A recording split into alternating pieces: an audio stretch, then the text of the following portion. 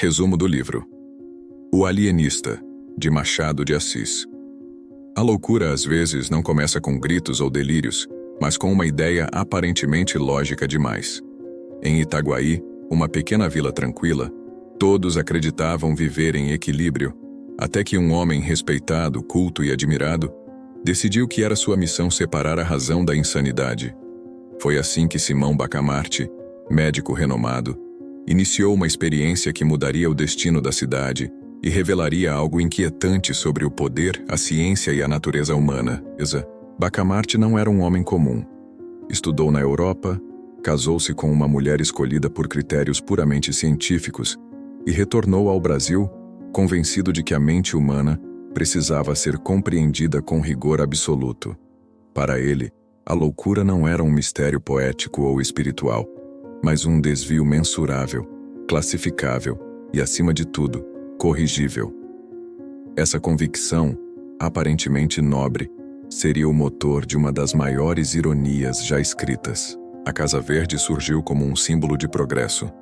Um grande edifício, limpo, organizado e apresentado como um avanço para a ciência e para o bem comum. Bacamarte afirmava que ali seriam tratados aqueles que fugissem do equilíbrio mental. No início, a população sentiu orgulho. Afinal, quem poderia contestar um médico tão preparado, tão seguro de suas conclusões e tão determinado a servir à humanidade? Os primeiros internados realmente apresentavam comportamentos considerados estranhos. Pessoas impulsivas, obsessivas, melancólicas em excesso. A cidade concordava com os diagnósticos. Havia conforto em acreditar que a loucura estava sempre no outro, nunca em si mesmo. Mas aos poucos os critérios de Bacamarte começaram a se expandir, como se a normalidade estivesse encolhendo diante de sua obsessão científica. Virtudes extremas passaram a ser vistas como sinais de desequilíbrio. Honestidade exagerada, humildade em excesso, generosidade fora do padrão. Tudo se tornava suspeito. A lógica do médico era clara. O equilíbrio perfeito seria a verdadeira sanidade, e qualquer inclinação extrema indicaria doença. Assim, cidadãos antes admirados passaram a ser levados para a Casa Verde, sob aplausos confusos e silêncios constrangidos. A cidade antes confiante começou a sentir medo.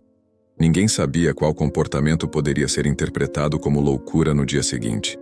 O que antes era progresso virou ameaça. Bastava uma palavra mal colocada, um gesto fora do tom, uma opinião firme demais. A ciência que prometia ordem agora produzia insegurança. E mesmo assim, poucos ousavam confrontar Bacamarte diretamente. Quando a Casa Verde passou a abrigar grande parte da população, a situação tornou-se insustentável. Comerciantes, políticos, religiosos, pessoas comuns, todos em algum momento passaram pelos corredores da instituição. A cidade parecia vazia, enquanto o manicômio se tornava o verdadeiro centro de Itaguaí. A normalidade havia se tornado uma exceção estatística. A revolta não demorou a surgir. Liderados por figuras oportunistas e inflamadas, alguns habitantes decidiram se insurgir contra o poder de Bacamarte. A rebelião, no entanto, tinha menos consciência do que raiva. Não era uma luta contra o autoritarismo científico, mas contra o medo de ser o próximo. Machado de Assis expõe aqui a fragilidade dos movimentos que nascem sem reflexão profunda. O curioso é que Bacamarte não se abalava. Para ele, toda reação era apenas mais um sintoma digno de estudo. A resistência popular, as críticas, os protestos, tudo era analisado com frieza clínica. A ciência, quando desprovida de limites éticos, transforma pessoas em objetos. E é exatamente isso que começa a ficar evidente em cada decisão do médico. Com o tempo, a revolta perde força.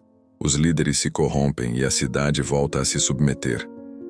Bacamarte, então, realiza uma virada ainda mais perturbadora em sua teoria. Após anos de observação, ele conclui que talvez os verdadeiros loucos não sejam os desequilibrados, mas justamente aqueles perfeitamente ajustados, sem excessos, sem desvios, sem conflitos internos. Essa nova conclusão provoca uma inversão completa. Os internados são libertados, e os considerados equilibrados passam a ser recolhidos. A normalidade muda novamente de lado. Machado de Assis constrói aqui uma crítica afiada à arbitrariedade dos critérios humanos, mostrando como verdades absolutas podem ser redefinidas conforme a conveniência de quem detém o poder. Itaguaí entra em colapso conceitual. Ninguém sabe mais o que é sanidade. A ciência, que deveria esclarecer, confunde. A autoridade, que deveria proteger, aprisiona. E Bacamarte segue firme, convencido de que está cada vez mais próximo da verdade definitiva sobre a mente humana. Mesmo que essa busca custe a liberdade de toda uma cidade, a genialidade do autor se revela na sutileza. Não há vilões caricatos nem heróis óbvios. Há pessoas comuns submetidas a sistemas rígidos demais. Há um homem convencido de sua própria racionalidade, incapaz de perceber que sua obsessão pode ser, ela mesma, a forma mais perigosa de loucura. Aos poucos, Itaguaí se torna um espelho desconfortável do mundo. Um lugar onde regras mudam conforme interpretações, onde discursos científicos justificam abusos e onde a população aprende a obedecer para sobreviver. Machado de Assis antecipa discussões modernas sobre poder, normalização e controle social com uma precisão impressionante. Bacamarte, isolado em sua lógica, começa a perceber um detalhe inquietante. Se quase todos apresentam algum desvio, e se os poucos equilibrados também são considerados doentes, talvez a própria definição de sanidade esteja equivocada. Essa dúvida, silenciosa e profunda, marca o início de um confronto interno que nenhum método científico é capaz de resolver. A narrativa avança para um ponto em que a razão se dobra sobre si mesma. O médico, que sempre analisou os outros, começa a se observar. Seus hábitos, suas decisões, sua obsessão pelo equilíbrio absoluto. Pela primeira vez, surge a possibilidade de que o maior objeto de estudo esteja mais próximo do que ele jamais imaginou. A dúvida que começa a rondar Simão Bacamarte não é simples. Ela não surge como um colapso emocional, mas como uma conclusão lógica que ameaça todo o edifício que ele construiu. Se a maioria das pessoas apresenta algum desvio, e se o equilíbrio absoluto é raríssimo, então talvez o verdadeiro anormal seja justamente quem foge da regra geral. Essa linha de raciocínio leva o médico a um ponto sem retorno. Bacamarte passa a analisar a si mesmo com o mesmo rigor que aplicou aos outros. Revê sua trajetória, suas escolhas, sua obsessão pelo controle e sua crença inabalável na ciência como única forma legítima de verdade. Ele percebe que nunca agiu por empatia, mas por método. Nunca ouviu sentimentos, apenas sintomas. Nunca viu pessoas, apenas casos clínicos. Nesse momento, Machado de Assis entrega uma das viradas mais brilhantes da literatura. O homem que prendeu quase toda uma cidade conclui que o único verdadeiramente desequilibrado pode ser ele próprio. Não por delírios evidentes, mas por uma devoção extrema à razão, levada ao ponto da desumanização. A ciência, quando absolutizada, torna-se tão cega quanto a ignorância. A decisão final de Bacamarte é tão coerente quanto perturbadora. Convencido de que sua mente representa o desvio máximo, ele se interna voluntariamente na Casa Verde. Não há escândalo, não há drama, apenas a aplicação fria de sua própria lógica. O médico se torna paciente, o juiz se submete à própria sentença e a experiência atinge seu ápice irônico. Com Bacamarte isolado, a Casa Verde perde o sentido. Aos poucos, os internos restantes são libertados, e a cidade retoma uma aparência de normalidade. Mas nada volta a ser como antes. Itaguaí carrega a cicatriz de ter vivido sob critérios instáveis, sob uma autoridade incontestável, sob a ilusão de que alguém poderia definir, sozinho, o que é ser normal. A morte de Simão Bacamarte ocorre em silêncio, dentro da instituição que ele mesmo criou. Não há reconhecimento público, nem redenção clara. Sua vida termina como começou, guiada por uma ideia fixa. Machado de Assis não o condena explicitamente, mas também não o absolve. Ele o apresenta como um alerta, não como um monstro.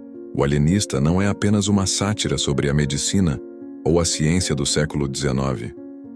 É uma crítica profunda à arrogância intelectual, à fé cega em sistemas fechados e à facilidade com que sociedades entregam sua autonomia a quem fala com segurança demais.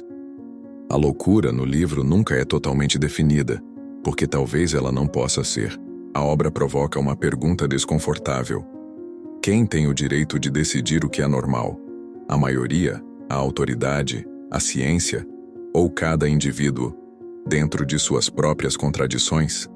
Machado de Assis sugere que toda tentativa de resposta definitiva carrega o risco do abuso, especialmente quando ignora a complexidade humana.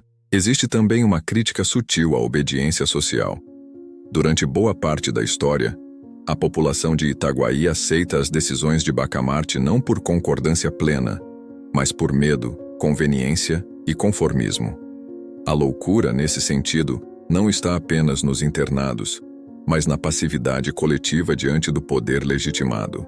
O impacto emocional da obra está justamente nessa percepção. Não é uma história distante ou datada.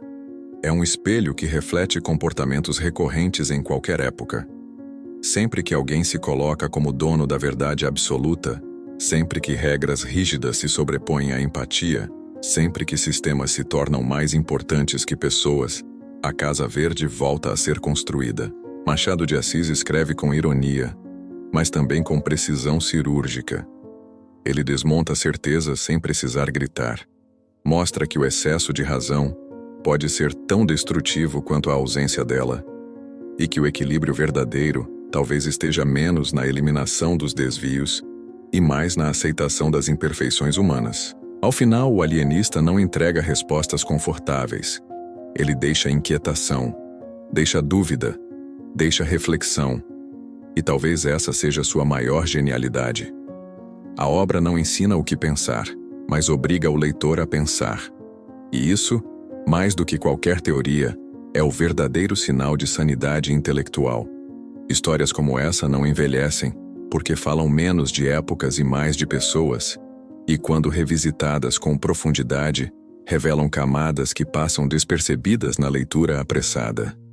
É nesse mergulho que a literatura mostra seu verdadeiro poder transformador. Se você gosta de experiências assim, de narrativas que prendem, provocam e ampliam a forma de enxergar o mundo, há muitos outros clássicos esperando para serem explorados com esse mesmo nível de profundidade.